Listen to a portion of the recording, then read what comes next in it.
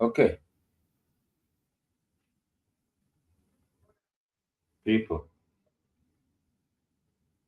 we're back. Manners, respect.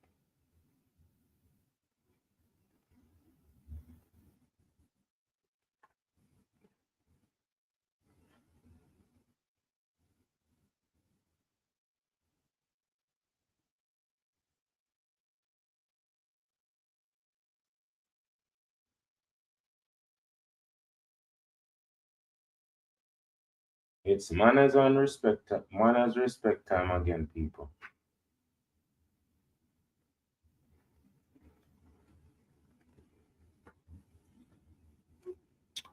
Okay, so you telling me say I go do a male and a female for the day. But since me start the Haile Selassie I file today, I go continue with the reasoning of these.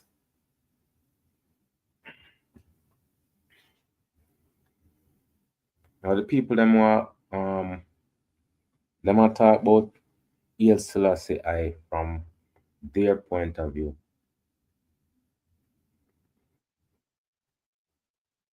and how it impact them on for them life. Just like all the greats them before, them always leave an impact on people life. Them always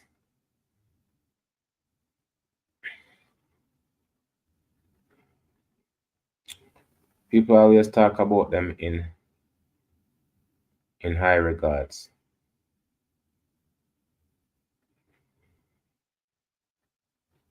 So it's nice to listen to people talk about a person because you know you're gonna have other people who has their own point of view, have their own group with their own point of view.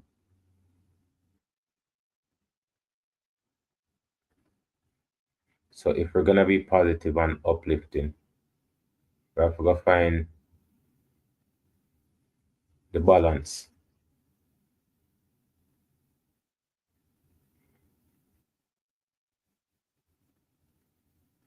We're gonna have to find the balance in the people them and look for the high point of their existence. So we continue learn and understand. Now people,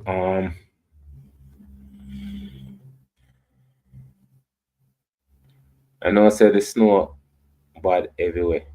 There's lots of snow.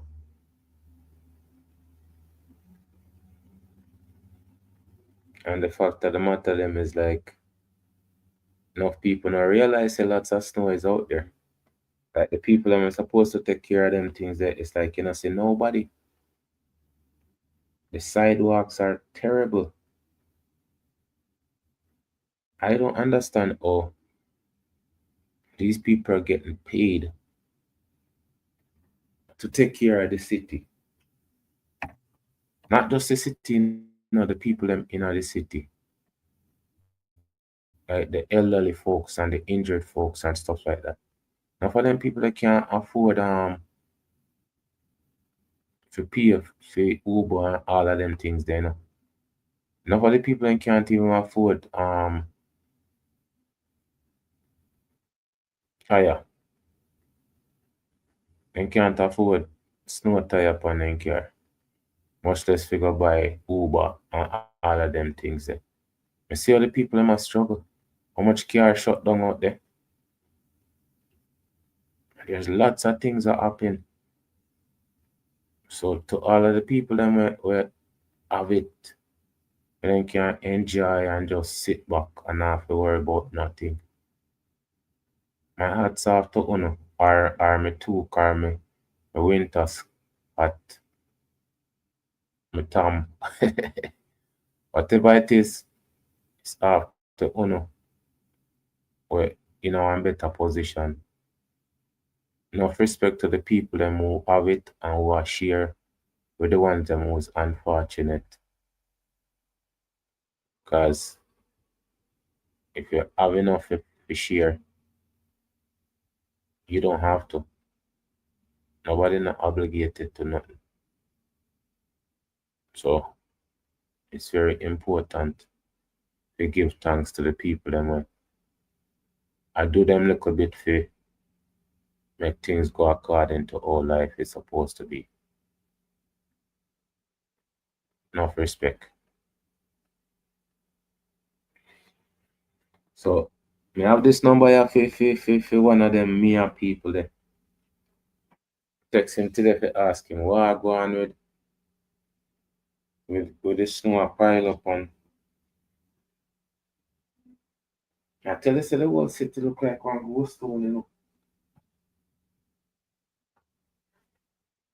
Like if people don't have no reason for outside, trust me, they're not outside. So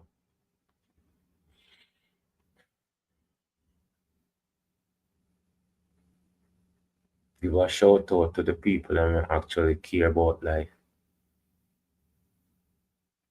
and a fight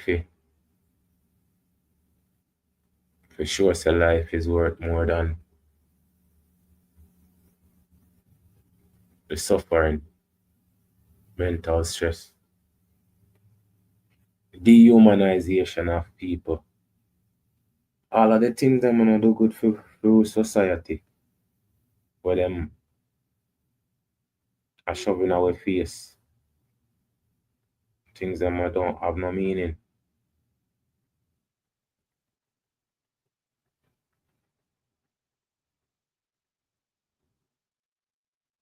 So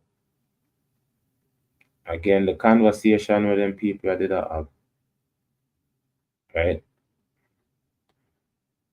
Reasoning about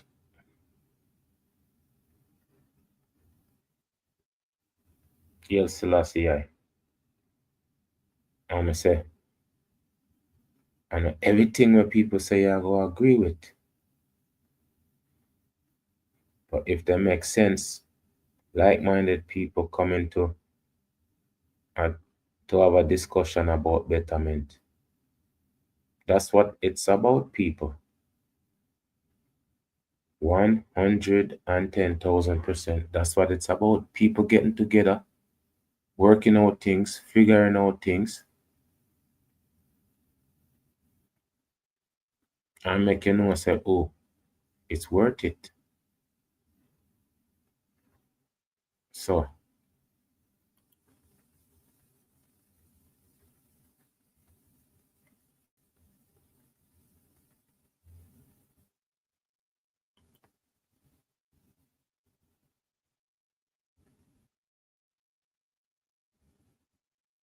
what we are gonna do is pick up from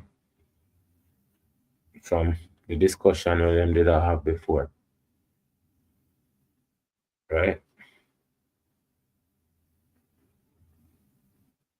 And again, we do part one already, so at least the people then can reach out and can also find it on I Never Know channel, the reasoning with them people here.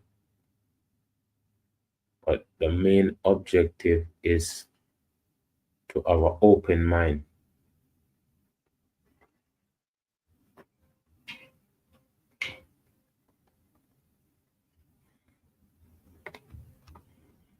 So I will pick up the conversation. Um,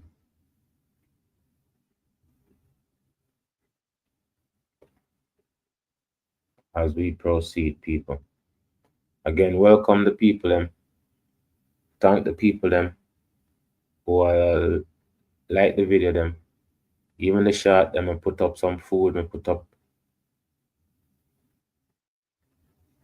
different things about life. And we are going to continue to discuss different things about life. But as it is Black History Month and it's our duty and it should be our respect to give a shout out to these great people. See?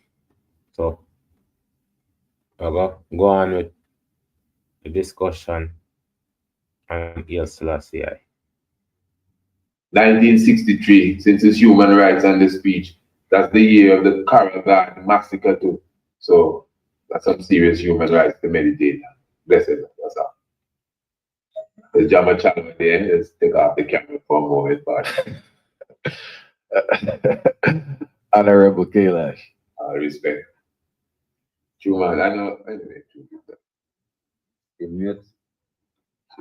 I don't know. I don't know if you and the Honorable Freeze have a special relationship, you know, but I ain't saying that thing I ain't know to okay. Okay, yeah, all right, I good. Yeah, I good there now. Read me? Yeah. All right, Rastafari. Yeah, well, yeah, man, I give thanks. And let's normally look at it like this. Is when you come into Rastafari, Rastafari is basically the value is you coming and adding your intrinsic value. You know, so I wouldn't say that Rastafari made me more disciplined or, you know, or any of these things. You know, what I would say is that in my personal experience, I just always knew that I would just be a Rastaman. From the time I born, you know, as far back as I can remember, you know I wanted to be a healer and you know, that's my glory. As far back as I could remember. So like, I always love, you know, the things of the divine. I never could drink rum. You know, if I taste a rum, I might knock out or roll down someplace or some type of thing. So my journey was like, how I look at it is, man, you know, when you come into the culture, you know, as King Emmanuel does say, don't look for what Rasta can do for you, but what you could do for Rastafari. Because if it is that we really have to separate ourselves from, you know, the God in the sky philosophy, you know, remember because Jesus coming soon, you know. Jesus coming soon. and it's over what? Probably 2,000 years and so, you know, and soon. So then it is critical that the most glorious aspect is the human nature of His Imperial Majesty. You know, so what really touched me is that it's a man, you know. So when you read about the man having a broken knee and the man getting burned, and now when you read the autobiography and the man swimming and almost drowned and barely made it to shore, and you know, and then you see, well, all these things they were done by a man, you know. So the human nature of His Imperial Majesty, because people would say, well, how you worship a man? How you worship a man? But that's the point. You know, which other man, you know, have done these things? So I think that I know that the humanity of His Imperial Majesty Emperor Haile Selassie I, we have to really, even aside from all the supernatural attributes that we want to give the man, you know, just the logical things that he went through, and you know, so when I read these things and then, you know, I try to superimpose that upon my own self as a man and say, well, right, within my own flesh, you know, and bones and teeth and, you know, whatever fluid that go through my goodie, you know, I say, what can I do? How can I add value, you know, to this movement that we are in towards uplifting humanity? You know, critical, you know, because His Imperial Majesty didn't only save Africa, he saved the world, you know. So when we look at 1946, when we look at even the war with Mussolini, you know, and then we understand Hitler. I think I was watching some movie. They just had a movie there. I think some kind of war thing, some gentleman something where they show like this secret English group of criminals going into Germany and bombing ship and stealing Nazi things and all them different aspects and things. You know, as the Honorable Presider would normally say, they cannot speak about Mussolini unless they speak about his Majesty. So no one knows about Mussolini. Why? Because if you speak of Mussolini, you must speak about the emperor. They don't want to speak about the emperor, right? So the advent of the emperor and the fact that the emperor went forward, you know, after 5 years in exile on the 5th of May, as we come into that celebration shortly, you know, as a man, you know, and as a man, not as a punk, you know, the man fight all the way from the Sudan and, you know, and come down all the way into Addis Ababa and reach there on the 5th of May. Which president in the time that we're talking about now, which prime minister, you know, would take off their suit and then put a camouflage and walk through the jungle and, you know, and fight and do these things there. So, you know, mosquitoes and snakes and crocodiles and lions and, you know, and all these different, very human challenges.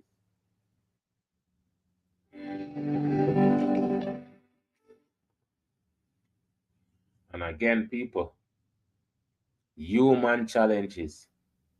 This man overcome lots of mental, but also physical challenges. Because again, them said the story where them talk about him was supernatural. Haile Selassie had supernatural powers. He conquer an enemy then, but he was still a human. Right? Very human challenges. Right? Which is no different than our own personal human challenges. Okay, so if we take out the supernatural and just focus on the natural, the logical strength of that man and level of commitment and discipline, and then we look within ourselves, because I see that within all of it that, you know, His Majesty said, like, you know, it's we, you know, I, you know, have to look within ourselves and see how is it that, you know, we could build this new race, this new heaven and earth, you know. So I wanted to say that because I think that just being grounded in the person of His Majesty is critical. You know, we don't even have to go to the metaphysical or the spiritual aspect, them kind of high vibes. You know, this have to be for secret chambers. Because, you know, they have reason in that you cannot reason with. I mean, they said that when we began to write history, that's when I as a race fell, you know, as people of the human, the colored beings, the people with melanin. That's when we fell, when we begin to write things and pass things out to people and all that different aspects of things. So I think it's critical that we just glorify the human nature of His Imperial Majesty, what he was able to achieve, and then we look at ourselves, not what we know we could take out of Rastafari, but also what we could actually contribute towards Rastafari. I call that principle the mosquito principle, the parasitic principle. You know, so many people come into groups and things like mosquitoes, parasites. They suck the blood and then they give you disease. You know, malaria, dengue, Zika, you know, all them different aspects of things. So I see that we've been blessed. We've been blessed, you know, with this great ensample, right, of what a man can. Again, these words I'm saying, I think we have more. It's not. It's a language that we use. I keep on saying the language that we use imprison us mentally, and that's one thing we don't look at. All right. You know, and then I also embrace the mortality of the man, in that the physical aspect, that sense of the man.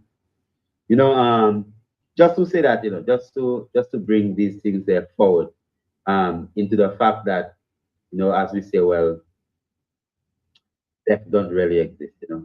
We give thanks to the Majesty as man that came and fulfilled such great works. And my journey into coming into Rastafari, you know, I always see myself, you know, as what can I do? How am I going to establish this? How am I going to do this? You know, and when I pray to the emperor, people say, "Well, you're a prisoner, man," you know. Of course, I would bow down to my woman before I bow down to plenty. You know what I mean? See greatness in your brethren, but you bow down to your brethren because you know it's God in flesh. So definitely, Honorable, I see what is it that I and I can do, you know, to uplift humanity as His Imperial Majesty have done, my Lord.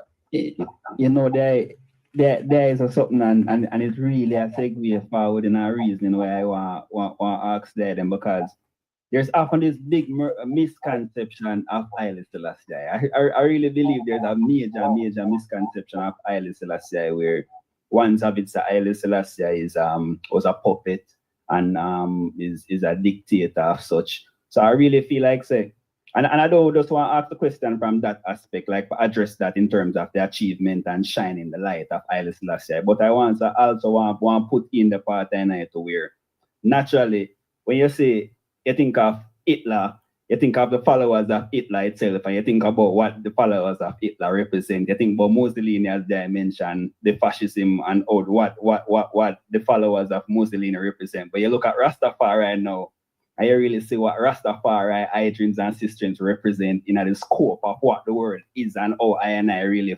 fit in within this puzzle of this world and the works carried out by Rastafari. So I feel like how dare them really address that and shine light towards people about Haile Selassie being an exemplary man, an exemplary human, as there is an exemplary leader of such, as opposed to the thought process of what a lot of people really come for. Because it's a knowledge thing, you know. I know it's a knowledge thing, so I really want them kind of emphasize on that. I want to hear Honorable Priest Isaac, because you look like you're ready. I didn't want the knife cut me at all. I just want to make sure give thanks for opening the gates. Yeah, man, that's down my alley fully. Because now even there is I'm sure the ones them come across the book. You see, if you want to get to the book, you know, picture is worth 1,000 words, as they say. And all you have to do is just observe the movement of the emperor throughout the earth. And never has Haile Selassie gathered in any congregation amongst heads of states, even when all the heads of states that you can count are there, and he did not have the highest seat.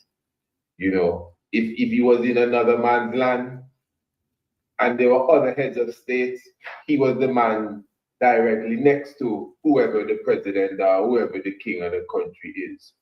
You know, he would be the one being chaperoned by the head of state's wife, which, as you know, in one's may not love this word, but in Masonry, there's a lot of symbolism, you know, that is being expressed. And from you walking with the man wife, it's just a symbol of who you are. It's just like when you get the key to the city, you know.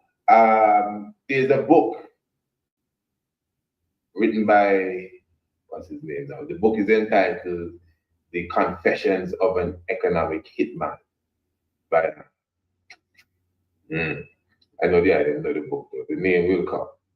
And even outside of the book, just his interviews that the brother who, the author of the book, who was a former CIA agent and would have worked in many covert operations, specifically in Iran. He speaks a lot about in Iran, Nicaragua, most of the Central American countries. You know, he worked with the jackals, you know, as you know, how the governments of the so-called First World would have handled their diplomacy, as they would have funded their secret agents to go into these other countries who were not freeing up their resources, who were not, you know, puppets of them, and they would just topple people and put the puppets in charge and move on. That's basically how it went and how it goes, and that's really the vision for the future for these people here. So now, when you observe his writings, you would notice he speaks of all of the different countries that had bowed to the government of the first world countries of the USA. No mention of Ethiopia. Now let me show you something. I once did a program with a good brethren of mine. He's a Rastafari, but he has this different outlook. His name is Rasmike. Maybe some of you would have seen this video. And Rasmike is trying to tell me, as I've heard a few once say, that Haile Selassie, you know what I mean, it's Britain crown Haile Selassie, etc., etc. And this, the title belongs to them and so forth, so forth. Now, in 1970s, I think it's 1970, the Shah of Iran at that time had this great event in the desert of Iran where he crowned himself, listen to this, Shah and Shah, which means the King of Kings. And he did there's a documentary on this. The BBC did a documentary on this. You can see it on the internet. It's on YouTube.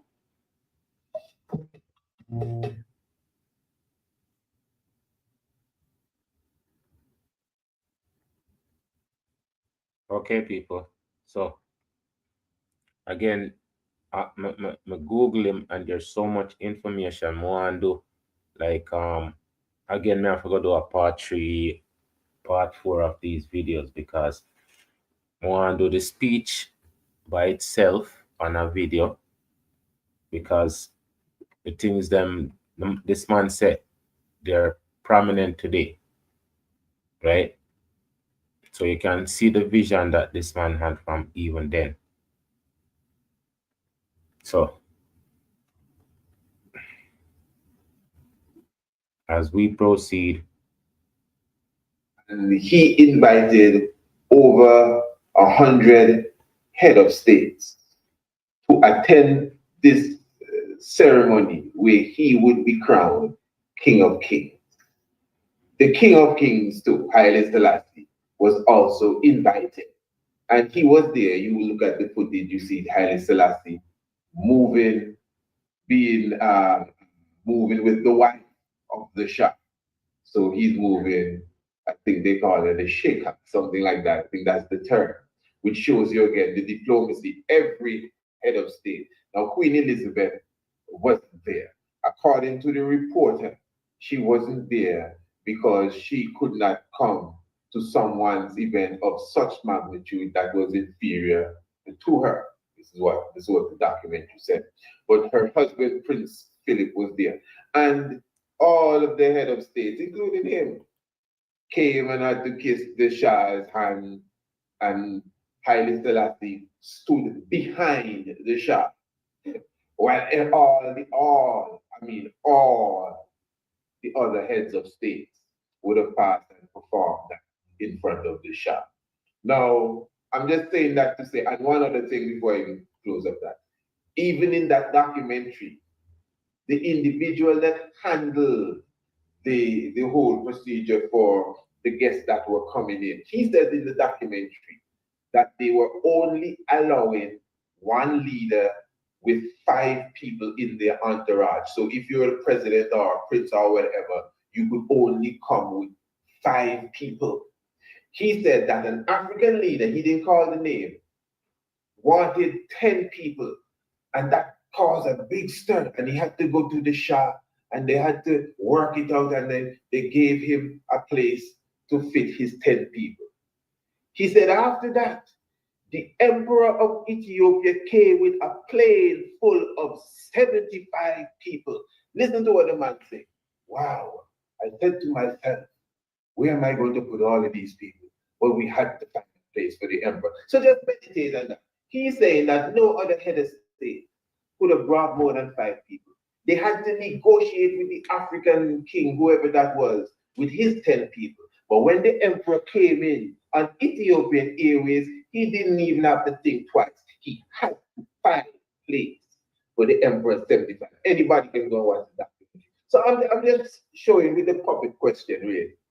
You know, it's obvious that Haile Selassie stood out undeniable. Haile Selassie was there when the rocket went to the moon. You know. It's obvious at Kennedy's funeral, when you see the coffin for Kennedy, Haile Selassie is standing right next to President de Gaulle of France.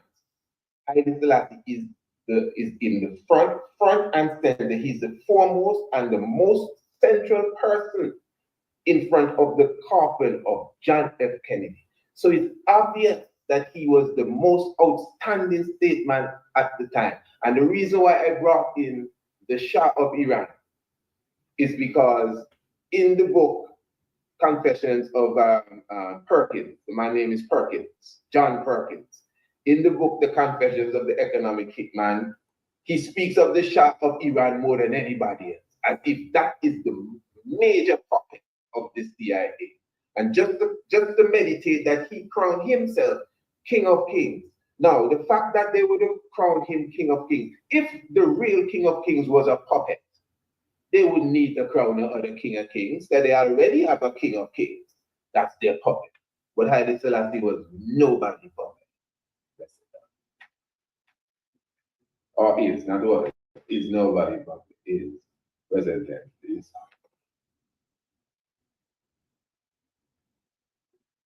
Yes, nice, chat them up now. Yes, I am. You know that is really one other against the other at the time in terms of global governance. See, and one just really understand that this all the international politics operate. They spread a lot of misinformation, and people accept misinformation. You know? But I generally hold that they can't convince people about things, you know. Once I go really learn, and again, you have believers, I have people who are knowers, and Rastafari, I believe Rastafari, I know. So someone believes some things they may rather than seek out for self. You know, and I think that is where it has to be addressed. I'm not going to try to convince anyone about who Haile Selassie I is. There's a thing where saying your work speak for yourself, there's no need to interrupt. Everyone have a brain and can suss out things to themselves, man. If I want choose to believe those things, it's because they make a conscious decision, and that is because ones have done on themselves as well, man. You know, it's not, I'm not what them call them, man, they will come to try to save some people and things, you know. I'm not an evangelist, I'm not a one who into that kind of thing.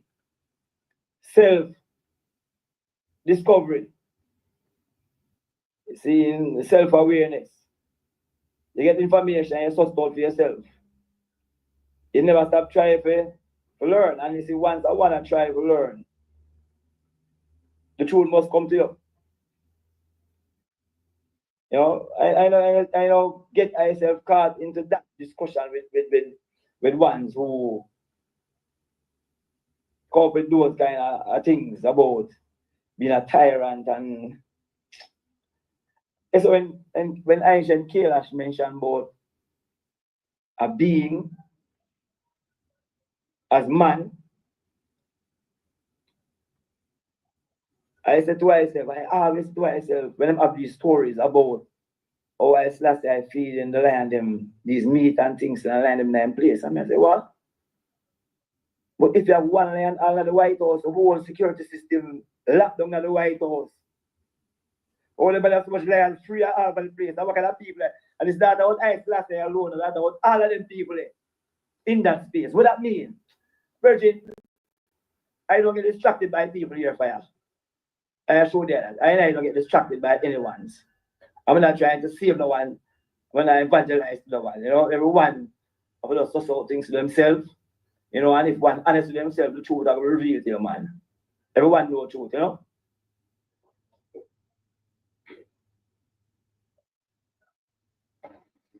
Yeah, I want to jump in here. In terms of the puppet argument and the tyrant argument. In 1930, the coronation, it was also coinciding with the global depression, crash in the global markets. people could say that there was fear that took hold of them. If you want to take that perspective, the Western world, was uncertain. A black king on the throne. This was hailed by black peoples all over the world. Because contrary to popular belief, black people of the time were very globally conscious. If you read Marcus Garvey works, you will see how globally minded the black power movement was at that time. and that me say, how is it that we had a collective way of thinking, and then it become an individual way of thinking, and then the individual way of thinking becomes selfish way of thinking. Selfish way of thinking is all for yourself thinking. But me say, collectively, we had meaning. Things that we do have meaning. Individually, it's meaningless.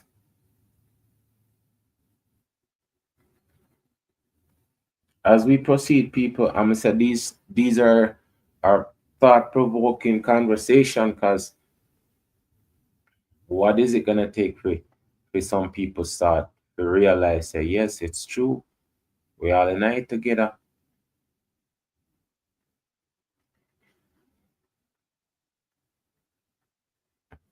As we proceed. Globally minded the black power movement was at that time. And now we're seeing scholarship. I saw your interview, Barley, with Floyd Jarvis and the early Rastafari presence in America, the Rastafarites, from the early 1900s that were heightened up His Majesty even before the coronation. We're finding out information about a young Rastafari sending money to the UNIA. We know about the Ford family that moved from they were Bayesian UNIA members, Hebrew Israelites that moved to Ethiopia prior to the war, established the first co-ed school in Addis Ababa, and remained in Ethiopia even during the war. Now, So again, people, you see how much establishment, how much like schools and stuff. Like I said, once the people then put them things there in play, right? Once the people then look for education as the key to success, teaching each other how to be better. It's amazing. It's heartwarming for say.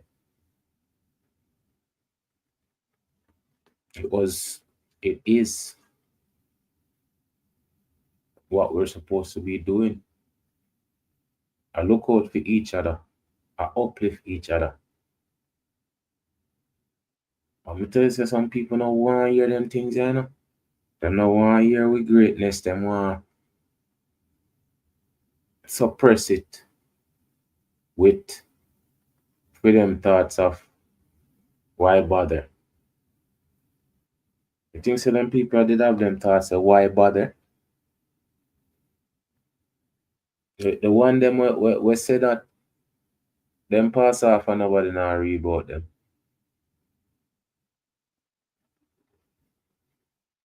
But these people are still being studied, still being recognized. As we proceed, people. Great contribution. They also wrote the anthem for the UNIA, the Ford family. So His Majesty Pan-African credential goes prior to his coronation. But if His Majesty was a puppet of the West, then there would have been no need for the Vatican to invade, led by, remember Mussolini was a puppet. We have to talk about Pope Pius XI, Emperor Victor Emmanuel, representing the European royals. And this was to fulfill, and this came out, Mussolini said this, that they were planning since their defeat at Ottawa, the Italians had spent all of that time building up their forces to go and invade, to make good their deal that they had made at the Berlin Conference. So had His Majesty been a puppet, there would have been no need for the Vatican to invade. And I say the Vatican because you can see the Catholic priest blessing the bombs, and you could see if you know the power structure at that time, the Vatican wielded. So if the Vatican blessed the bomb them, what is he doing?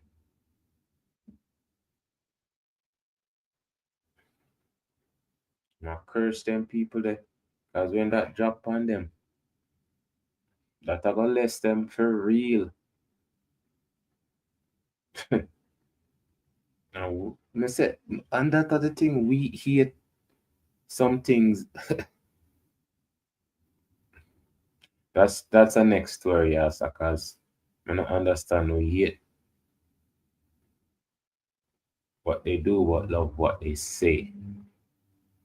You understand that? We hate what them do, but love what them say.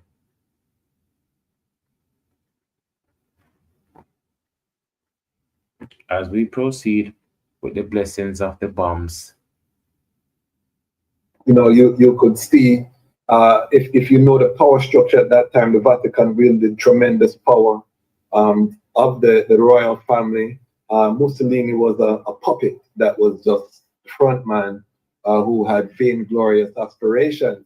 So if he was a puppet, that wouldn't have been necessary.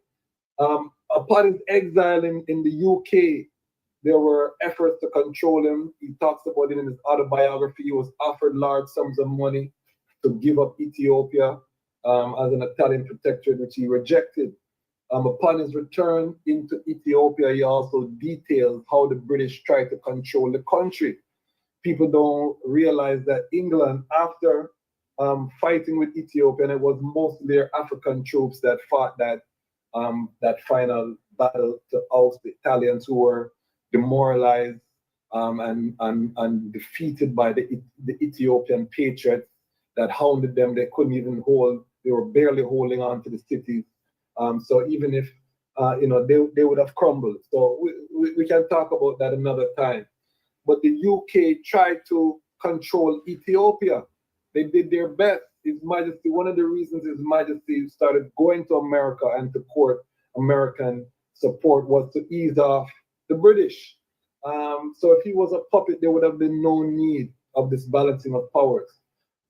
Ethiopia refused to be a pawn in the Cold War. Remember that Russia built the dam at the port of Assab. So you had Russia working at the same time you had American working in the country. You had Israel working at the same time you had the Arab nations doing projects and working in the country. His Majesty was the champion of the non-aligned movement. So there was no country that could control or claim Ethiopia to be a puppet. Now, in terms of tyrant, which tyrant builds schools to educate the people and free them from the scourge of illiteracy? Which tyrant raises people from peasants to citizens? Which tyrant of his own volition gives a constitution limiting his own power when he could rule by decree, but seeks to transform the nation into a constitutional monarchy where people have a defined Bill of Rights and freedoms? Where in 1955, which tyrant then goes to amend the first constitution to allow greater input of the people into the task of government? Which tyrant develops the country on every aspect? Ethiopia still is a leader on the African continent despite outside forces trying to pull it apart with tribalism. And one of the reasons. Okay, and again, I don't know Haile Selassie I in a sense other than what Rasta people talk about him. This is why I say listening to these people talk about him in this sense, so when I go and look up the history, I can understand where point of views are coming from. and actually see the evidence. Understand, people? So again, the people them we don't like Rasta and don't like Ethiopia and then say them want equal rights and justice. I don't understand that part there, right? Everybody have them point of view. As long as them not force it on anybody else. As we proceed, people. Outside forces trying to pull it apart with tribalism. And one of the reasons is because how His Majesty formulated the country with the educational institutions, from military institutions to avionics institutions to agriculture, every facet of development His Majesty institutionalized and ensured that the various tribes would benefit from these institutions, which is okay, and that's exactly where us Sankor tried to do, Abraham is doing. Okay, and this is why I'm so proud of them people. Or then try if it go against. This is like the universe type of how you look upon it. Because everybody is against the people who are doing good. I don't understand how in all of them movies there, good overcome when you actually look upon it, 99% are evil and only like 1% are good overall. A balance it. 1% are a balance, 99% are evil. That's one huge accomplishment, just to fight against something will benefit everybody.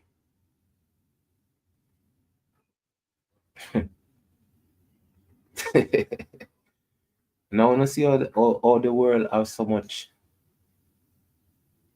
issues because of the people them in the world, left, right, and center. I tell you, say the very fact say snow no fall for how much years. You know what time I say all of them money there. When you save all of them years there, when you can take some money out of that and say, all right, make we do a overall fix the situation. I never go on the road today, because my knee from all of them snow there. Guess my knee never like it too tough.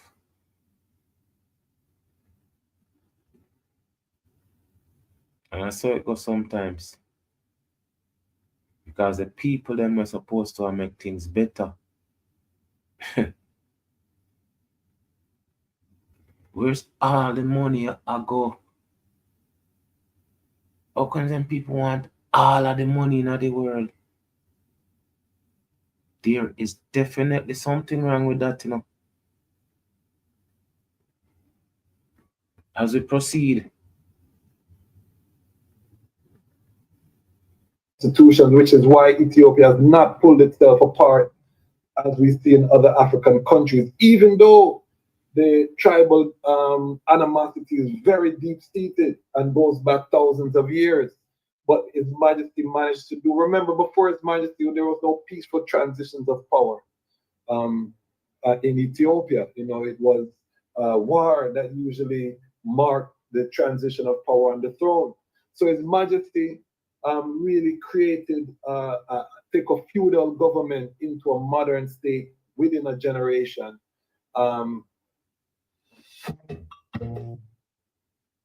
Again, these are very, very interesting programs, right? And then deserve for them get them commercial and stuff, because the foolishness them out there, them have commercial. and them not educate you. So I have to give a shout out to the fact say them not get a lot of thumbs up, but at least them will get commercials. As if them did rely just on thumbs up alone. No program wouldn't make it.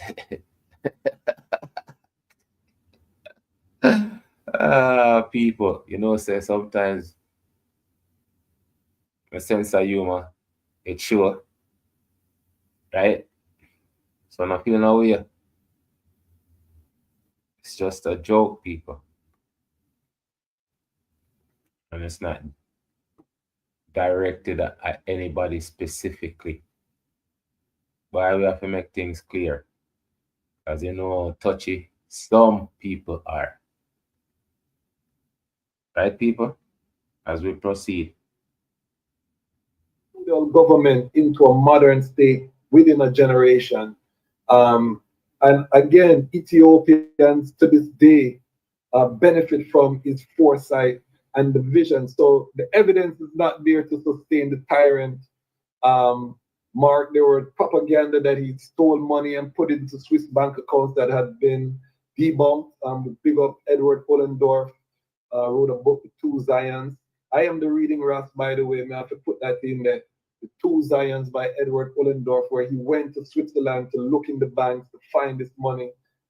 There was no hidden bank accounts. And in fact, they found that His Majesty invested massive sums of his own family personal fortune into the development of Ethiopia and encouraged the other in the nobility to do so as well. Okay, you hear that? The same thing the man the man put in them own money for invest. Meanwhile, some people take out them paycheck, take out them house, them car, them take out one ship, them take out one boat, them take out one plane out of the money where them supposed to use for a try for better the people. That are the thing where just drive me to the point of not understanding. It doesn't matter how you try to put it in some form where it's possible to some person to understand. How is it you guys have everything and still want everything more? How is it justifiable so uno can walk on bodies, lie down on ground? And things that uno could never lie down there, so. Nobody for uno will never lie down there, so.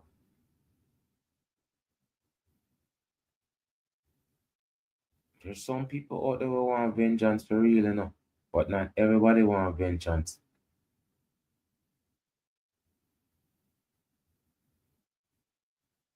Many people want justice. Because if a justice for one, it should be justice for all.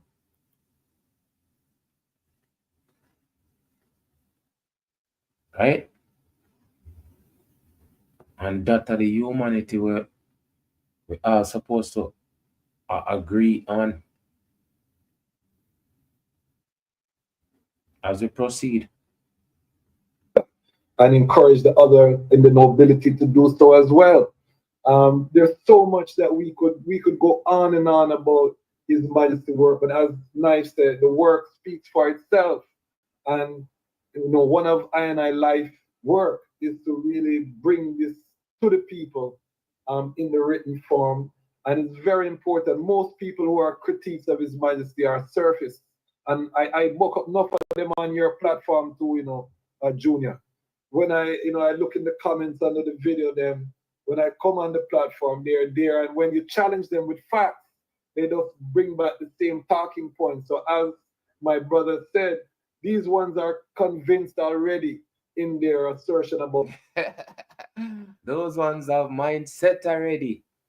There's nothing where you can say, I told you.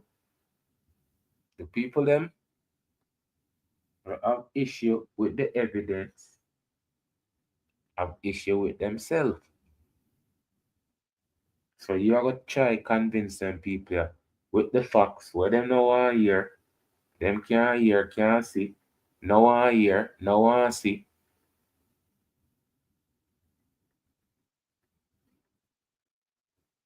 Because them don't condemn who them to condemn already.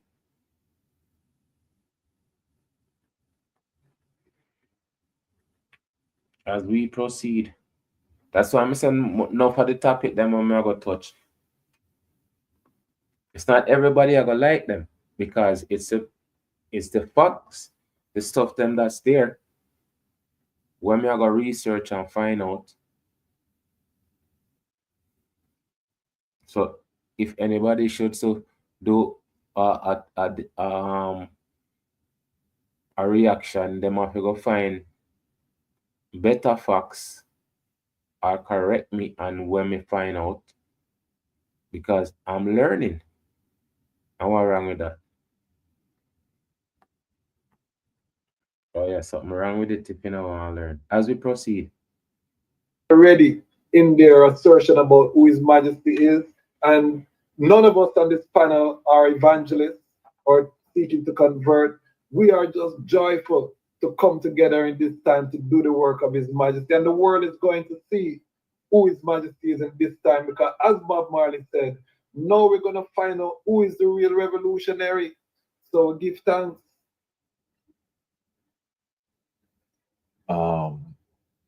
Honorable Kailash, I'm not sure if you have something to say on this topic because I have one last topic I want to bring up for the reason. You want me to say something, you say, or you want to go to the other topic? No, if you have something to say, please share. Well, I mean, this is the first platform where I talk things Rastafari, with people and things. And there's more focus on my, my herbs and, healing and these type of things because as the Honorable Professor say, I mean, one salvation is the most sacred and the most expensive, most precious. It's priceless, So I don't normally discuss the person of His Majesty with people just like that. You have to deserve that. You have to earn that privilege just for me to have a reason with you about His Majesty. Far less, answering a question about puppet and them type of things. Right? That's why they have man like the Honorable and Precise that, because, we have different weapons for different wars, specifically, and yeah, I find that Okay, and you see, even on the panel that's there, these people come from different background, From you hear them speak, you can hear say like I don't want to guess their accent or where they're from, but it's different people come together with a common goal, similar situation. Similarity is them a look pam the teaching of Haile Selassie I, just like Marcus Garvey. And me say these people, them build the spider web, build a bridge, create this for us to be able to conversate about.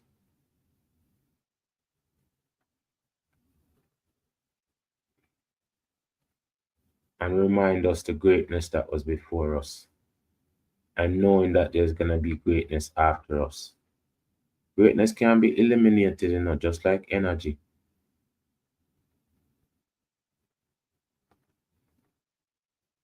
As we proceed, people. Yeah, I find that this is more like something secretive and private, Rastafari, just to be to the club, it's even like to open, you have to work your way through and prove yourself worthy, even to hear certain type of things, and the fact that I mean, for example, it's not member of the core principle of examples and principles. It's just His Majesty is just an example of the underlying principle of Black excellence. So whenever you could just look at that principle and then look at all the examples of Black excellence and see what they say about them.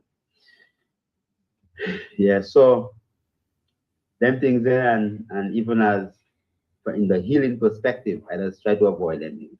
I won't go in a comment and try to that's to have your cortisol for right. You know, them people that's why you got witchcraft, you know. Witchcraft is that's your witchcraft and and white magic, them type of things there just to distract you, argument and thing, and then you talk for hours and yeah. So for me, I rather sit down and all the knowledge that they are reading and thing.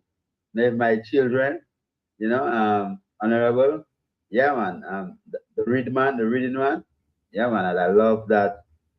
And we just think it's the critical thing, because our gems, our precious material that we have that we're trying to give pearls to swines and diamonds to dogs. Among our own self, we have that responsibility to actually fortify our own armies, from epigenetics, from the sperm that come from our testicles, to ensure that we have systems in place to actually fortify them. Sometimes when I look at my children, I see how brilliant they are, I just feel sad sometimes. Even though if I know it's cortisol and stress that, yeah, that they don't have that direct access to precise that and the iron professor knife and thing, so we really have to organize ourselves in a manner that we could soak in one another's brilliance, and then add that collective value. Because I would say in closing that specific question is I believe in the fruit tree principle. A vegetable like lettuce will take about 6 weeks. You plant the seed today, 5 weeks, 6 weeks, you could eat that. Yet if you plant a mami or a black sapote, that'll take you about 5, 6, 7 years. The lychee might even take you almost a decade. Yet still you plant the seed today. So if you plant the seed today, a decade will come. So if you 40. I know me love plant already. Right, people? To me, I thought seedling them looking good. Right? Drop some garlic. Garlic, them will grow. Just a little bit of something you just, now say you have to turn a full-time farmer. You just have to plant a little bit, practice a little bit, just in case. So when them going garbage food and you can taste the food, smell the food and know what it smell like.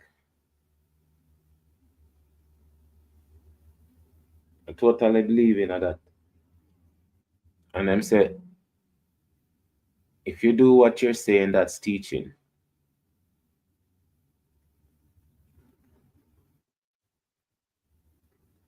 If you do what you say, you're teaching. All right? As we proceed. If you 40 in June, JR, you know that in a decade, you'll be 50. All right? So if you plant a lychee tree today, when you're 50, you'll be eating lychees from your tree. So the principle of having that type of a long-term perspective, understanding that we have to plant the seed now and water and nurture them 5, 6, 7, 8 years, not just abracadabra, because I'm right away things, but have that kind of long-term. Okay, fine, people. When tell me you're good conversation, it just, yes. It doesn't matter when it's gonna be reap. Just know it's gonna be a reap. And if I know you are your kids them. I said one of the worst thing that we can ever say is dead left. We don't talk about legacy. I could just sell it and just take the money and name off the money, and our foreparents never existed on that spot. How is it the roots? Like say them want just chop off the roots, dig up the roots and just keep the limb, the branch them. But how is it when you not realize that the branch them I got dry up? That's why I say with history so rich. And it coming like say people want to dig up with history. We included. We not live according to history.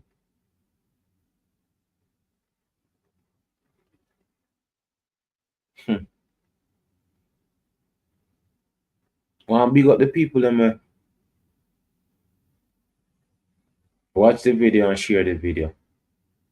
I'm gonna tell you say it's understanding, you know. We're not in a hurry to understand. You see, not for one say no no time, but no have time to stand up in a Kentucky line.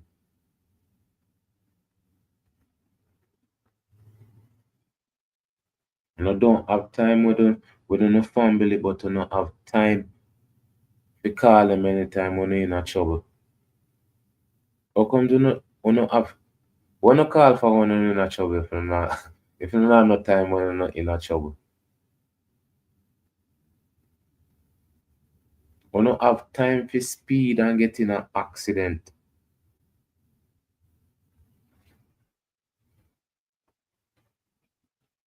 Right?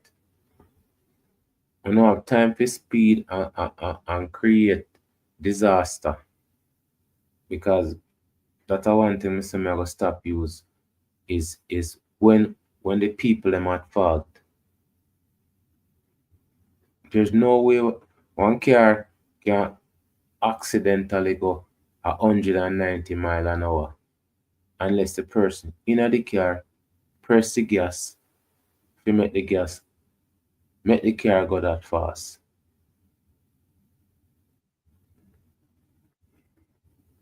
That's why them people that will do them things that get more time than anybody else. But them people are not supposed to call them things an accident. That's deliberate disaster. Them drink and drive deliberate disaster. Lock them up. You know better. As we proceed. Right away things, but have a kind of long-term perspective that is critical.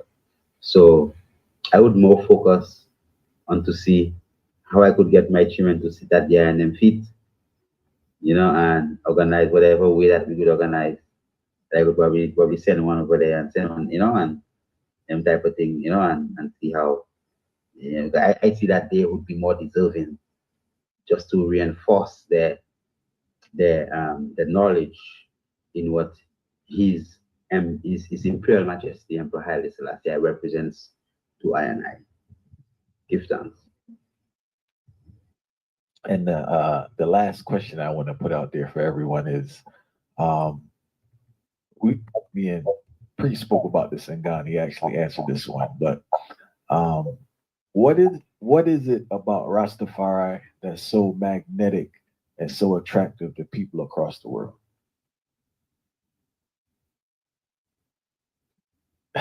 a knife. Rastafari is one. See? Rastafari is, and simply mean that beings feel most up when they accept themselves, Get ready. People, not commercial in there, I don't know the first time I watch it. I don't know if I cause me watch it so much times where commercial pile up. But me like say them a get them recognition. As me say once a channel is monitor. No, no, call it monitorize. When it's monitor, it's good. That means that the people then put in them work. We get to them there. right? Them get them subscribers, them get them watch time and all of this stuff. So when I say they don't deserve to get paid for what them I do. I am just saying we need to put out more contents like these.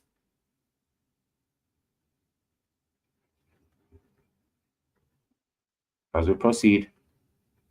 It's a living manifestation of that self-acceptance. You know? And so when you check it, I just ask the same question. How is it that a Chinese, a Japanese, an Indian, how them gravitate towards and I live as Rastafari? But again, when you go and start going at the ancients and the people, as some people in the ancient society who live the same way. And it's true. You know, every culture them have some form of Rasta, some spiritual people where people fight against, society fight against them people. And that I may not understand how comes people just them not have no reason. They don't have no reason to hate the people them. But even the idea of hate, for hate a person, not dislike them ways, you know, but for just outright hate a person. And the hate so strong, say, you that do that person something. You have contempt towards that person.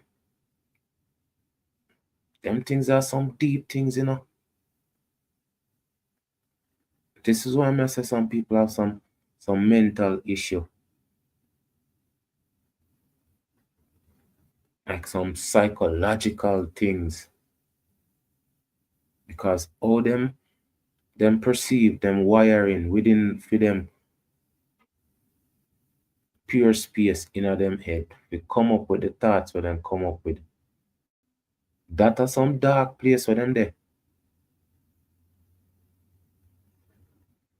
As we proceed, people come to us say every month has so much meaning and understanding, just like the weather change, you know. And so we go through the frequencies, the patterns.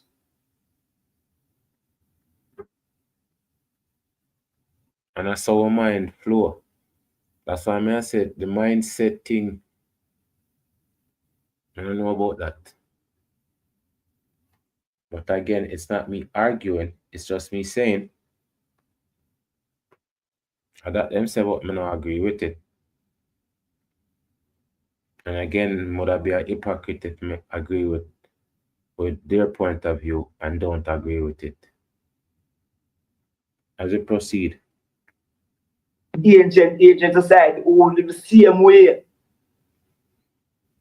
Have the same kind of irony towards earth and creation and towards people. Who's from those people time is dear ancient to that. So you find why the Rasta man reminds all those other ones of an anciency within themselves, which them can express today, you know,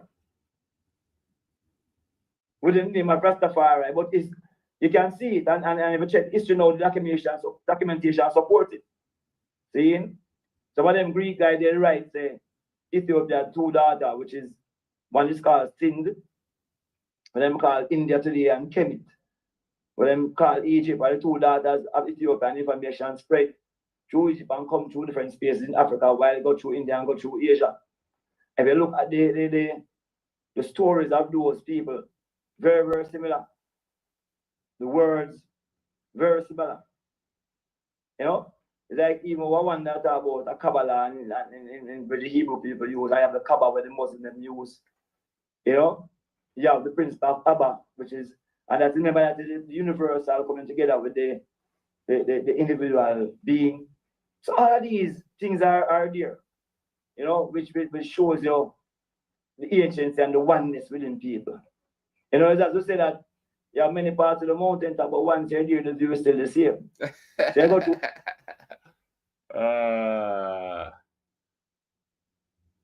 there's many parts of the mountain top, But once you get there, the views the same. People, tell us that sometimes just the understanding give us clarity, you know. So tell me so I'm not confused about that, people.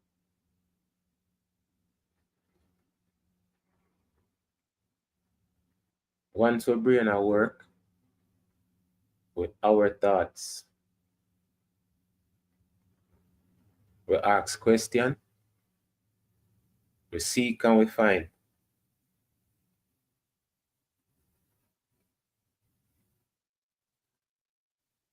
Nobody not expect us to be perfect.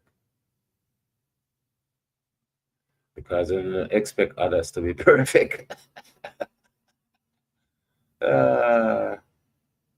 Yeah, people. And that's the truth. That's the absolute truth.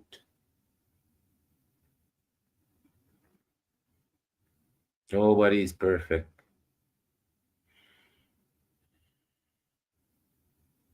And so not everybody is human.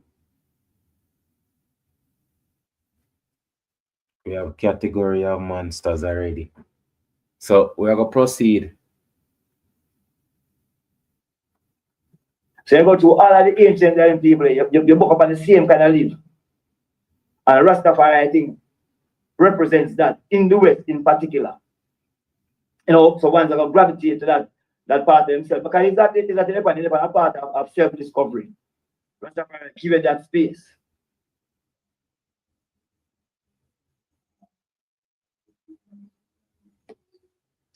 Honorable Priest Isaac.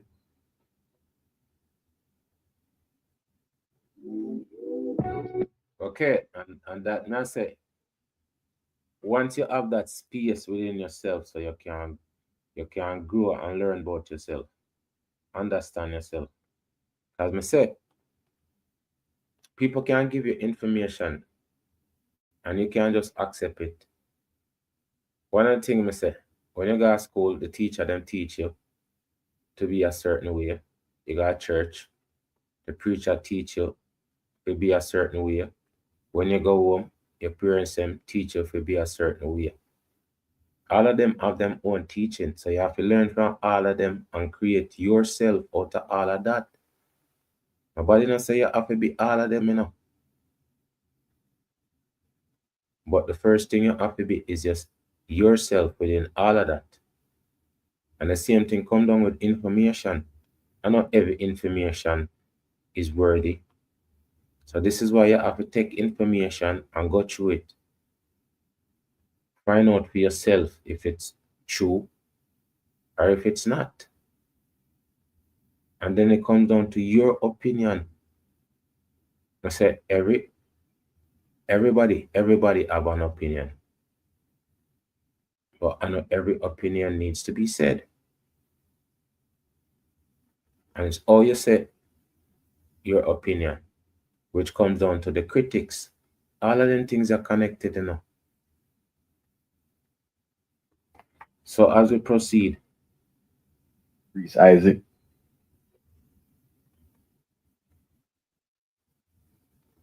Blessed, yes. Give thanks. So the question. I'm gonna tell you about the blessed thing. Everybody say it.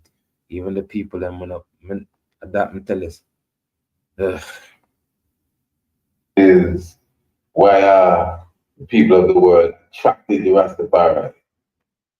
Interested.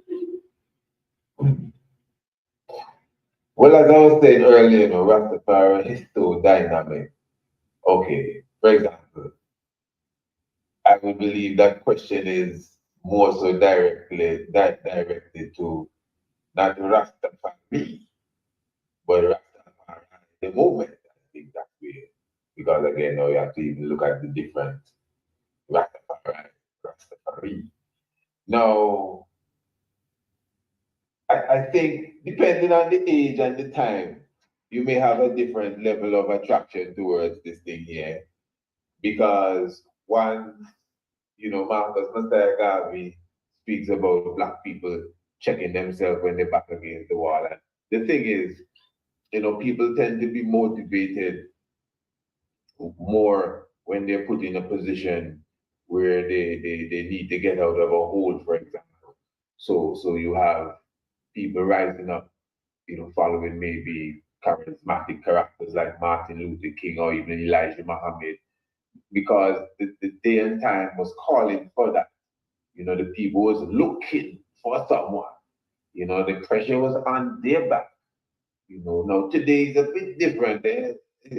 That's why even youth, believe it or not, youth don't really gravitate to Rastafari in the same way as the youth in, let's just say, the early days would have gravitated.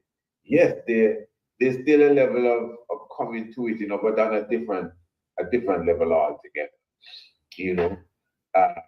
So there was a time when, out of Black Power, where there was a lot of oppression on Black people in general, and ones really saw the Emperor Haile Selassie I for who he is, standing up as the defender of the faith. And we can't forget that even from the time of Menelik II, that whole Pan-Africanist spirit was already on the move.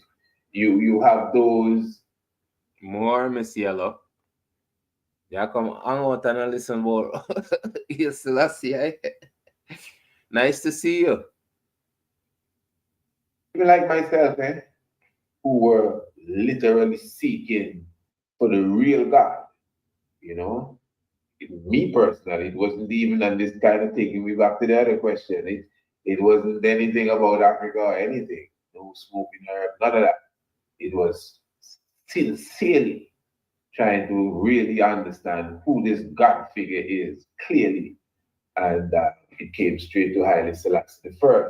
So there are different reasons why ones are attracted on that level, because it's the theological truth and the intelligence behind it, the connection. So there are those that would be well taken up by a debate between two races, or maybe a Rasta and a Christian, and that attracts them, that literally attracts them. I say, wow, the Rasta have a good point, And then now there are those who are attracted to the literal culture. Because what Rastafari is now, Rastafari is an ancient African tradition that, in a sense, rise up in the ghetto. It kind of come to meet us where we were at the time. So even like today, I mentioned the Bible. It's hard to try to bring anyone to this faith by just a Bible thing. To me, I observe we live in a generation now where when the youths observe you doing something, and hey, this look like a movement that carrying us somewhere, they're quicker to gravitate. It's not about trying to preach to them like old preachers and say, man, look, come, let me share what Matthew, Mark, Luke, and John says. So Rastafari, to me, there are different aspects about it that attracts different types of people, especially depending on the time or the age that we are in. So even today now, you would see that is why Rastafari is expressed differently. Who are you to tell a young sister with her little pretty standing locks and maybe a short jeans and a little Haile Selassie badge on the side? Who are you to tell her she ain't Rasta? Because maybe she didn't really dress like my baby I or my Ashanti, or I mean, different time, different attraction, different meditation. But you see, this is why knowledge is important, and right knowledge, because as I said earlier, that's what comes with the leadership, proper guidance, proper educational structure, a kingdom growing. And even in this time when we have access to the internet and to the World Wide Web, even on that level, for those who can adapt to that level, we really, as a people, as Rastafari, should have more educational structures in order for those who even want to be a part of it. And just in closing, for example, many ones who may decide, hey, I want to be a Rastafari. But that's another thing. There are all type of different aspects of Rastafari. They're those that don't associate with any mansion or whatever the case is. But as a movement, as an international movement going forward, many of us, we're not even set in a way where an individual can come and register online and get a tutorial. And we have an environment where we're just a quick word. Something just came to me and I don't want to lose it because, this is important. A person like me, I always considered coming into Rastafari. I came in at like the tail end of an experience. When I said Rastafari, me personally, I mean, that was a problem for the parents. I was one of those who had to leave home.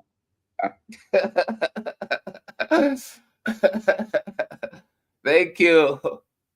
I tell you, say the first thing it always come to the parents. Some always I say, don't do this. The lady talk about it already. Say that's all. For your parents tell her say, oh, she's not supposed to associate with black people, because black people are bad. So it always come down to the parents, them teaching what they know. They know it. They think they know it. But them have to give you a choice where you can think for yourself, find out the information for yourself. As we proceed. And go other places to live. In fact, the couple of years that I had to stay in the hills, those couple of years strengthened me so much. Where I learned to cook on the outside fire. Well, I already knew how to do that because I was a scout. Living literally under the stars. Now, that's the tradition that the elders went through, but it was a bit more heavier than what I went through. But after my generation, a man say Rastafari, nobody kicking them out of the house anymore. That don't happen today. I don't think there's anybody that would say, hey, Rastafari, and their mother tell them to leave home.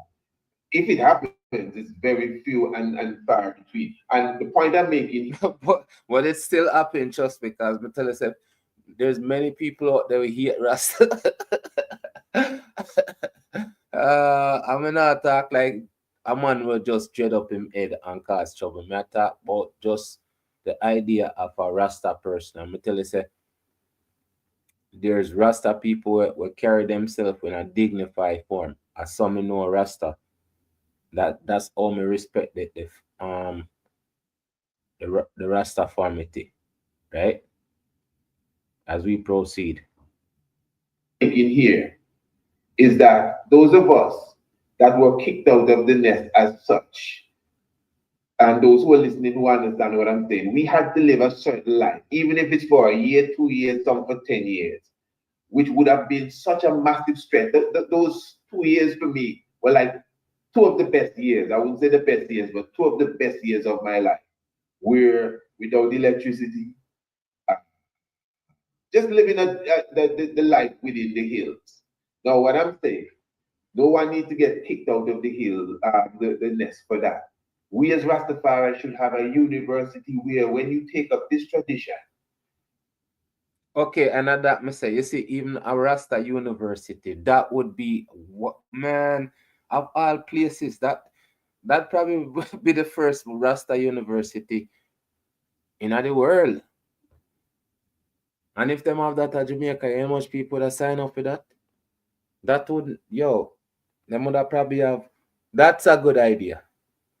I said them supposed to have two museum, like 2 real museum at Jamaica with all the history of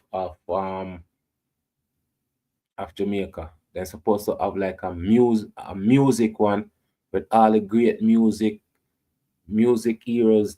Like I tell you, say it's not impossible for them things that happen, because you see, if people come together and petition them things there, put it in play, because now everybody expect it to just happen, and nothing, when you detail them people are like, nothing just happens. So it slow, 1 or 2 people started, 3 or 4 people get involved.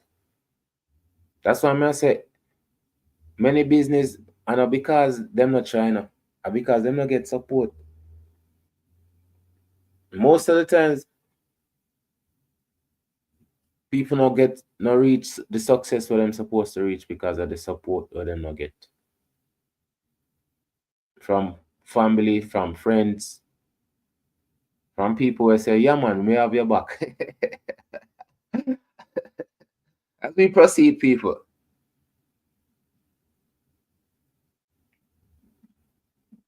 I mean, not we send it to the wild hills, it's well established. Like It's a rites of well passage vibe, right? Like a rites of passage vibe, but an organized rites of perfect. passage vibe.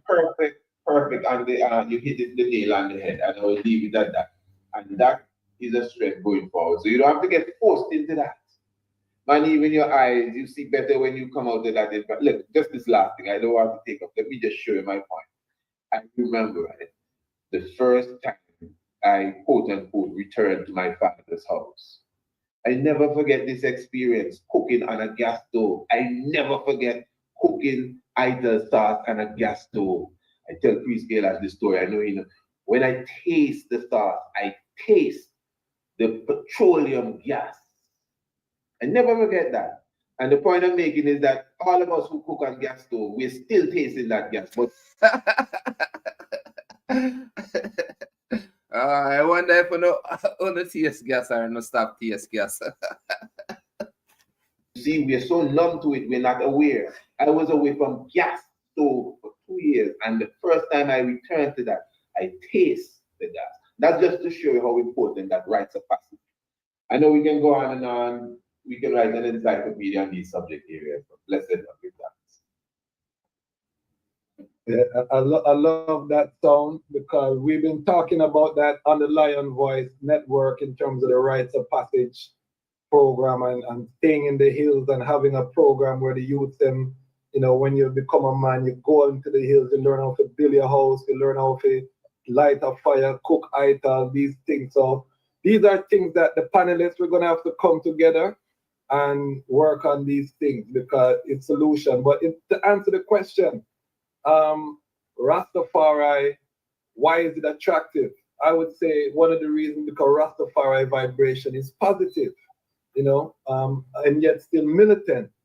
One of the things I was marvel is everywhere His Majesty go, no matter how, colonized or whoever he was talking to, he finds something positive to establish the bridge of the relationship because it's not about him and that individual. It's about creating a bridge between Ethiopia. And that match I show and the things that we get used to. And treating each other a certain way that we get used to sometimes. That's why I say even from that we have to step back sometimes and look at it. Because the things that we get used to sometimes it's not good. Me have electric stove, so I'm not worried about gas.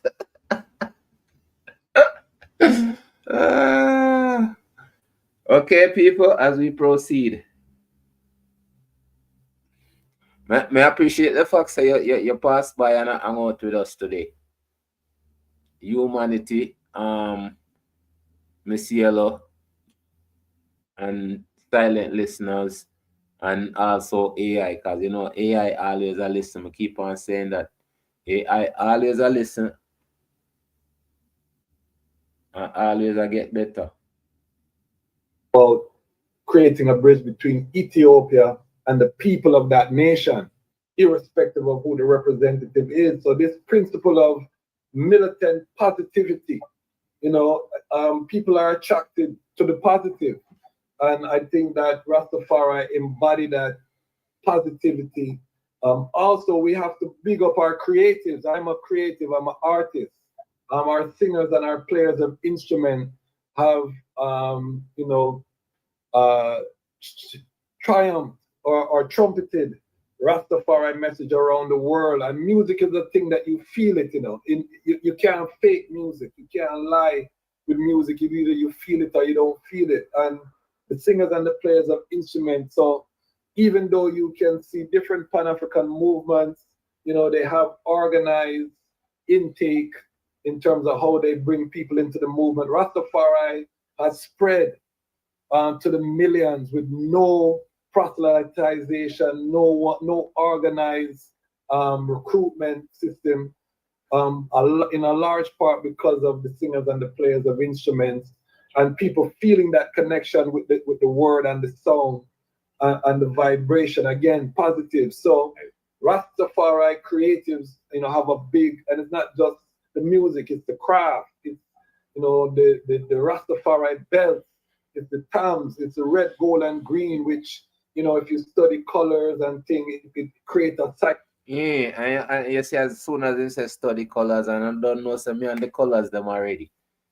And it's so true, say red represent the blood, and black represent the strength, and the green represent each one teach one, plant, eat, repeat. So even though everybody don't look upon the 12 colors, them have the meaning to most of the colors, right? The meaning is always there, but we don't pay attention to. As we proceed, it creates a psychological happiness within you. These are colors, of the rainbow that create this vibrancy. So no matter where you go on the earth as a Rastafari, you're gonna get people that hail you. You're gonna get people that salute you. We can walk in the ghetto, the worst ghetto, and we feel comfortable because the thugs are gonna hail us. We can go into the highest court. We can go into Tapanari settings and the people are going to heal us. This is in the modern times, So Rasta. Okay, and that's all. You see, this is in the modern times, but this is how Rasta did have respect back then, because Rasta was honorable people.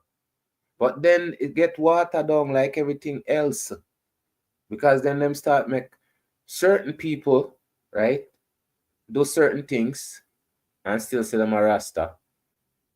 Right, them give them pass. Oh, I him do it, so it's okay. So again, when it was authentic, when the people them did real and anything, the people them were put meaning to where them stand for, right? Them represent true, right? This is what I say. Everything what we go through is for understanding, right? It's always betterment in everything, It's just, are we reaching for betterment? Or we just accept whatever it is? Because if we accept whatever it is, not necessarily mean nothing. As we proceed, people are going to heal us. This is in the modern time, So Rastafari have a magnetism that translates from the grassroots to the highest of the luxury because of this positive vibration. And when you embody the king, when you become Rastafari, then you share in the glory because the glory has been established. Glory is there, it's in the earth, it's undeniable. So that is really what attracts. In our heavens, each of these panelists, if you could look in their heavens or in their thoughts, you would see so much glorification and things. I think the challenge we have as Rastafari, we have not manifested that physically in institutions that you can touch and feel, in places as Priest Isaac said, that we can send the youths to schools, healthcare centers that have solar panel and lots of sunlight and plants everywhere instead of these sterile type of health environments. Priest Kailash have built that. We have Habisha, I big up my brethren, Bingishan, in Ghana, where we have the Kazi Institute. We're starting now in this new phase to start to build infrastructure that matches that positive vibration, this alternative to Babylon. And that is the task of our generation. Our elders went through brutality. They went through hardship.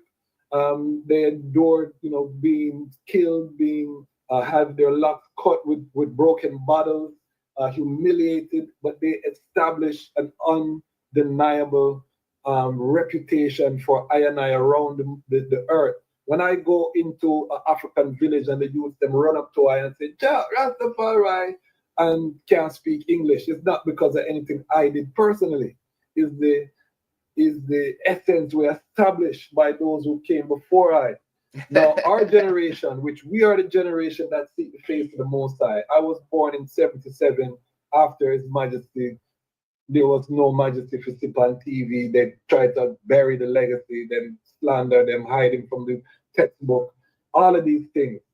We now are the generation that seek Him. And now our duty is to build the institutions that will carry the movement to the next level, because as Priest Isaac said, the youth of today are not coming like they used to. When I interview elders, most of them wrap up in their teens, 15, 13, 14. We're not seeing that now because we have internet, we have TikTok. The youth, their mind captivated in other places. So now we have to create the institutions, the content. Where is the Battle of Ottawa cartoon feature film? Where is the It's what I talk about right there. We need to create the things that they need to see. We need to have the conversation them way. When them stumble upon it, them hear a conversation we have. We don't have no argument over here, no fight over here. We just have reasoning. Up. feature films and the movie them for our youth them, so that our youths can have all of the fun and the accoutrements of modern creativity without getting the programming from a white supremacist framework, or a Greco-Roman framework. This is the task of our generation. This is what confronts I, and as Honorable Priest Isaac, Priest Kalish, Ras Knife said, these things are happening, and I never knew TV. I want to big you up because facilitating even this reasoning is part of this uprising that is occurring right now. And I tell everyone, 10 years from now, come check with Rastafari. Our glory days are ahead of us. Don't look for the 70s like 70s are the glory days. What you are going to see moving forward will blow the mind of creation, because it's in us. It's now the time to bring it and make it manifest. Give thanks. Okay, people, I'm gonna tell you, say, you see from all angles, the people that will understand, say, it's the universe that means so much to us. Them people that always get a fight, them always get slandered, them always, but we don't care. That's the thing. If them people, they can go through so much and still get them word across generations and generations, did it really matter? So them people that try them best to do what them do? Because greatness have no boundaries. There's no limit to greatness. There's no box that can fit greatness in. You can only talk about greatness and the people who did greatness, with all the critics and the naysayers standing by. People? Sure. Yes, my Lord, give thanks. Well, as you know, 1946, and then we had this, and we began with 1946 and 1963, which is 63. 46 from 63, I mean, see, they put the numbers back to front and, shifting up. And we had 27, the 27. As you say, you were born in 77. I was born in 77 also. The 2-7 clash. But I am that man, Yeah. So, and the 2 and the 7 is still the 9. So attractiveness is just attractive, you're attractive. We are attractive. The Rasta man is like the epitome of what a man's supposed to be, Yeah. So you're attractive. So the Rasta man is an attractive man. No, isn't it just that simple? What attracts you, you're Rasta man, just attractive. This man just sits us and the attractive, so. And this is when I said that it's not, when them say certain things like the opposite attract, that doesn't make no sense at all. You must have some compatibility where you attract to somebody, unless it's just attraction, period. because money attract people, right? So it's just debunking how we're taught to think, people. As the man continue with attractive. Because you highlight manhood, you highlight the true nature of just being a man, of what it is, that kind of instinct and survival. And there's a chorus that goes, don't you know we have a net? We go catch all the high and the noble. Don't you know? So Rastafari does catch the high and the noble. So that's why I'm saying that it is not really a thing whereby, you're trying to grab people. If you look at it, that the best of the family is Rastafari. So if you have any family that you have, the brightest and the most brilliant and, of that family, they try. But I see you go and put yourself as bald head now and you're making, and why you do that? I do that to the beard man. Right? So, yeah, man, is it the high and the noble, because, yeah, so Rastafari has trapped the high and the noble, so it is not about just attracting and evangelizing or, so it's like an all-star team. Okay, so what I'm looking at, right? It's not just Rastaman is the perfect man, right? It's them set a high level until they say there was not a lot of Rasta when I was growing up, but me meeting a Rasta was a high level Rasta. Me, from that, I get the understanding of Rasta is supposed to be. The man them in my community, the way them represent themselves in a high level as a man. So them set examples. So it's men who represent a certain liberty. That's why I'm earlier in the year, I said, like, people put title to man, to any man, with not even close description of a man. Right? So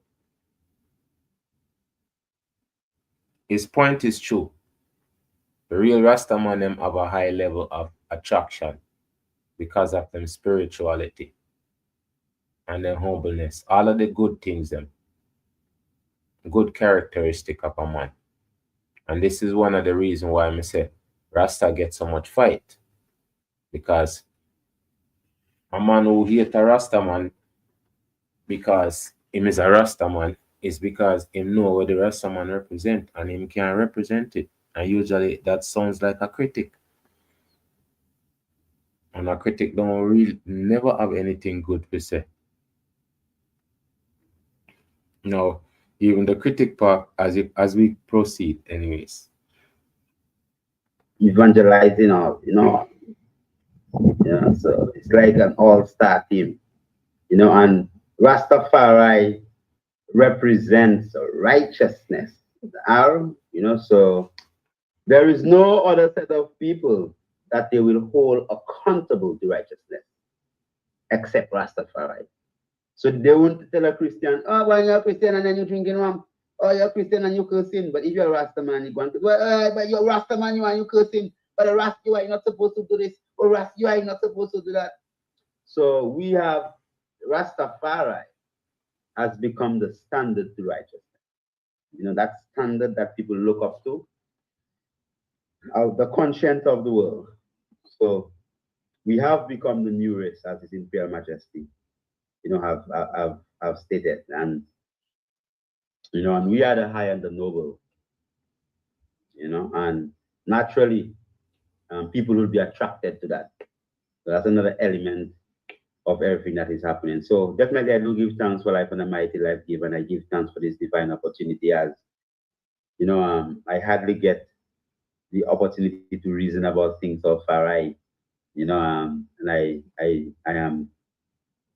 I feel a high level of prestige and honor to be around my brotherly scholars that have spent so much time and energy, in the historical realms of Rastafari. I could defend myself on that, my own little self, but I must say I give thanks for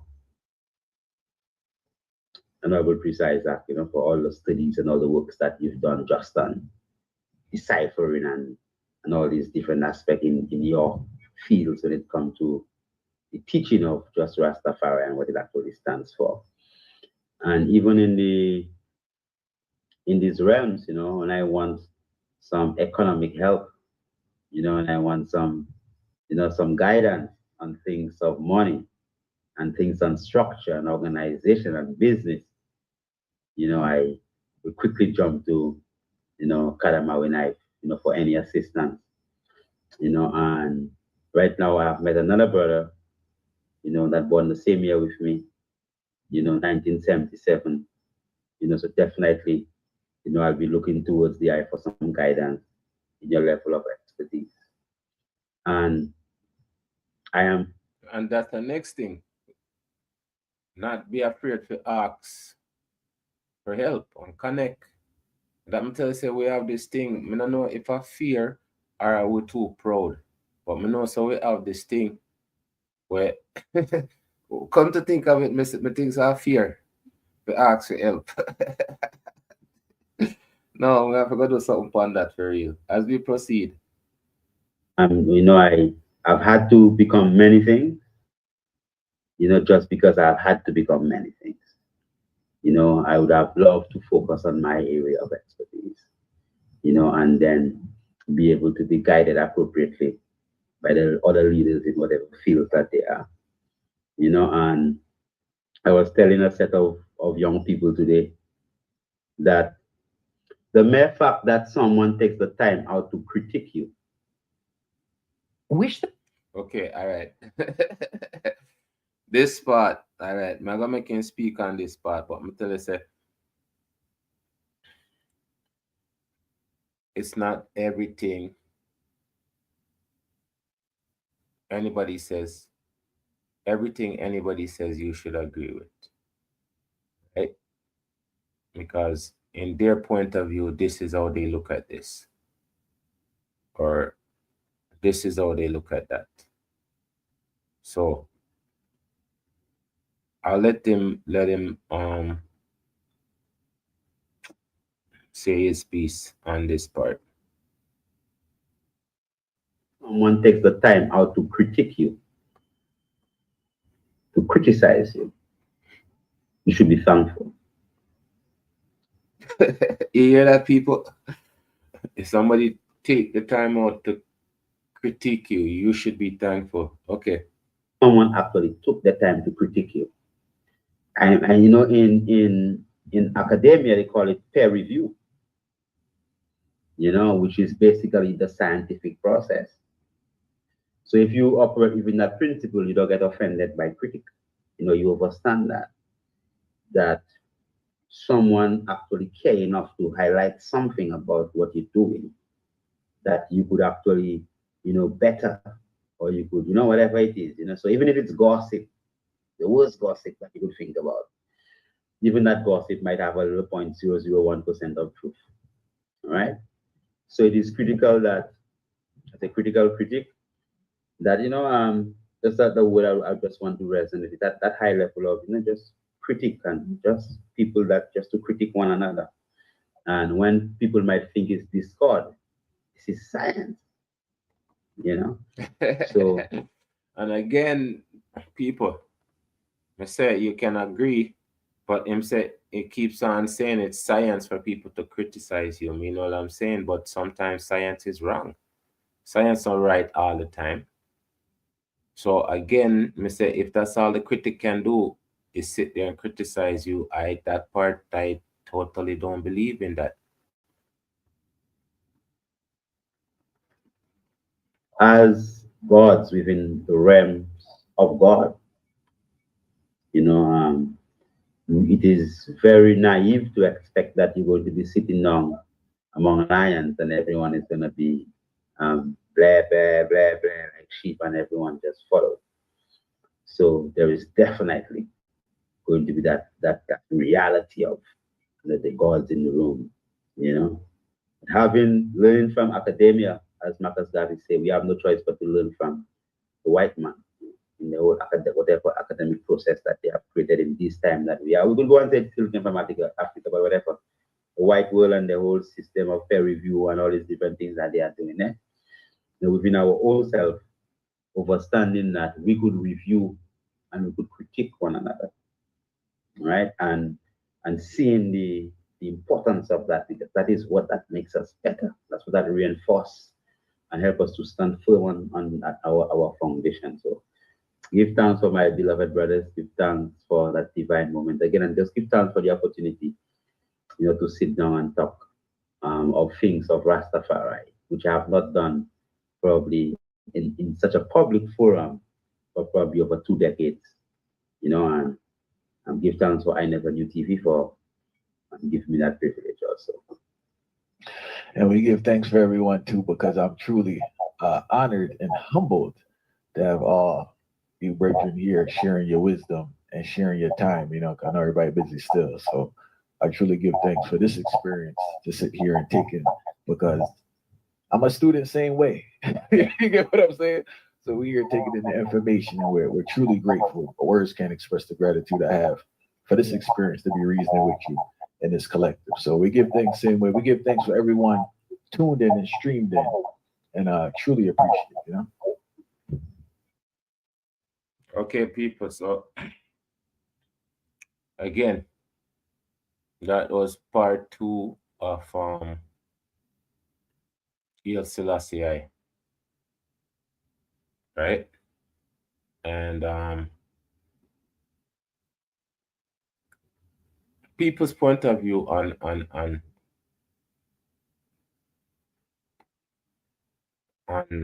his greatness. Again, I say I got have people where that's gonna say they don't agree with who he is and what he's about, right? But it shows that so far he was an outstanding person, right? And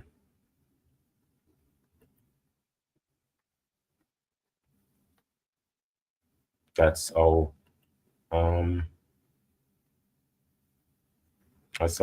it's supposed to be, right? The thing about it is all the people that existed before us, their greatness could never be denied, right? I just we follow them footsteps and set a certain precedent for the next generation.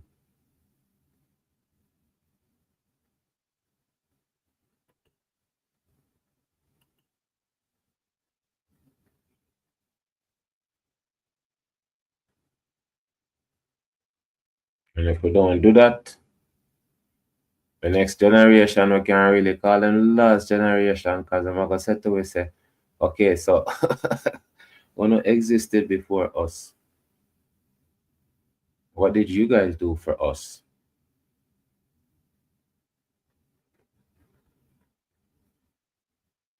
When did it exist before we?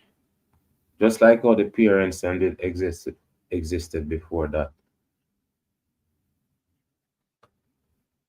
So what did they do? And what were the answer? Well, we could have, but we didn't.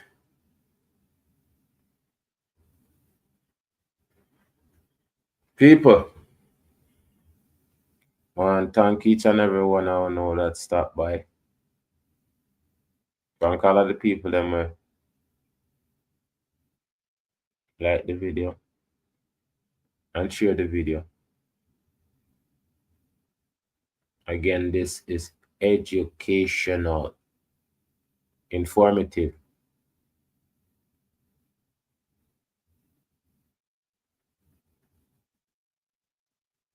Always more people.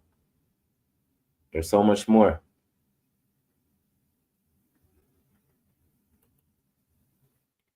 Manners, respect.